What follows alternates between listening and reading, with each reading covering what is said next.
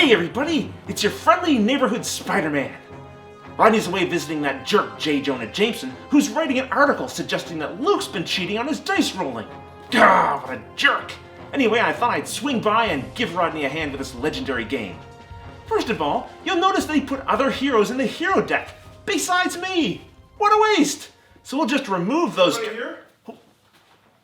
Somebody here? Gotta go!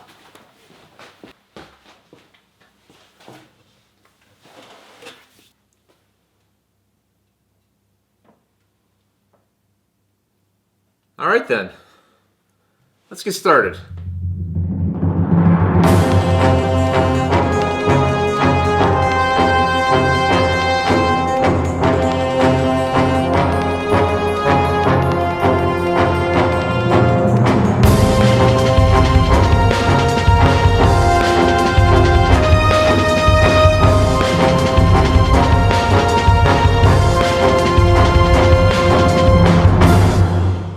Alright, so this should be a very quick episode before we start our gameplay episodes. I just want to go over what's on the Mastermind card and what's on the Scheme card. And that's important because then we'll know what to do when we draw a Master Strike card or a Scheme Twist card from the villain deck. The Dr. Doom Mastermind tells us that when a Master Strike card is drawn, each player with exactly 6 cards in their hand is going to have to reveal a tech hero. That's the symbol for tech heroes.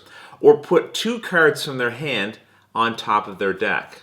The trick here, of course, is that at the end of your turn, you're supposed to draw back up to 6 cards. So odds are good that you're going to have to suffer this penalty, unless you recruited a tech hero earlier in the game and happened to have that in your hand at the time. Now, it's important to know when a card like this tells you to reveal a card from your hand or suffer a penalty. If you happen to have that card in your hand that would allow you to forgo the penalty, you don't have to show it. You can, in fact, just take the penalty if you want. Now, that may seem counterintuitive, but if you're building a Hulk-heavy deck that works really well off of wounds, and there's a penalty that says, reveal an X-Men card or take a wound, you may decide, well, I'm going to take that wound, thank you very much, and help build up the particular style of deck that you're trying to create. And the scheme that Dr. Doom will be trying to unleash during our playthrough is called Portals to the Dark Dimension. Now, this told us to put 7 scheme twists into our villain deck, and each of those twists represents a dark portal. The first one that we draw, we're going to put beside the Mastermind deck, and that is going to give our Mastermind an additional attack strength bonus. So now instead of the regular 9 attack points we have to build up to hit Dr. Doom, now we'll have to build up to 10 in a single hand in order to hit him. And then each additional twist that we draw, we're going to place from the leftmost position all the way down along the different city spaces. And then any villain that's in a space with a dark portal is then going to get an additional +1 to its attack strength. So it's going to make those guys even harder to hit and remove from the city. If we draw the 7th and final scheme twist, then evil wins. So we're on a bit of a clock here. We need to defeat Dr. Doom as soon as possible. Also, one of our viewers, Daniel Corbin, pointed out something to me that I want to pass along to you guys. If you take a look at these 2 cards, here's an Iron Man card and a Nick Fury card. Now, I mentioned the hero class is indicated in the top corner here. It's this symbol. But if you want to tell what the hero class is of a card, look at the border art. You'll notice the border art on this Iron Man is black, which matches the black tech hero symbol. Just like the covert hero class of Nick Fury's card matches his red border. So if you want to quickly tell what kind of hero class a card is, look at the border of the card. Well, that went pretty quickly, so rather than sign off now, I've laid out the 5 cards in our HQ, the different heroes we'll be able to recruit during our first turns. Why don't we take a look at those cards very quickly, see how they work, so then during the next episode, you guys will know exactly what we have to choose from.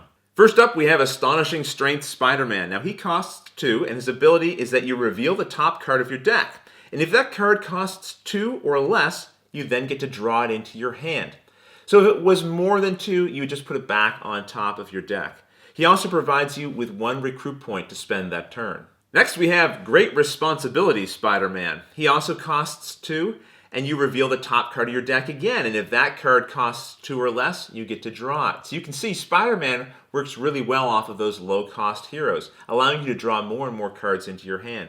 He also gives you an attack strength of 1 for that turn. Battlefield Promotion Nick Fury allows you to KO a shield agent hero from your hand or discard pile, and then if you do, you can gain a shield officer to your hand. The shield officer card they're referring to comes from the stack of shield officer cards located next to the HQ that you can always recruit from. Normally this costs you 3 recruit points, but then it provides you with 2 recruit points to spend on your turn. So this is a nice upgrade from some of the original agents that you get in your deck when you begin the game. Next is Endless Invention Iron Man. It has a recruit cost of 3, but when you play it from your hand, you're then able to draw another card. And if you played a tech hero earlier in your turn, you're able to draw another card. So possibly 2 cards you can draw off of this 1 card. Next up we have Repulsor Ray's Iron Man. He has a recruit cost of 3. Normally he provides you with an attack value of 2, but if you've played a ranged hero earlier in the turn, you get an additional attack point, so a total of 3 potentially. Alright, well now you know what we know. In our next episode, Luke's going to join me. We'll draw our opening hands and we'll start the gameplay. I hope you'll join us then. If you have any questions at all, please let us know in the YouTube comments below. But until the next episode, thanks for watching.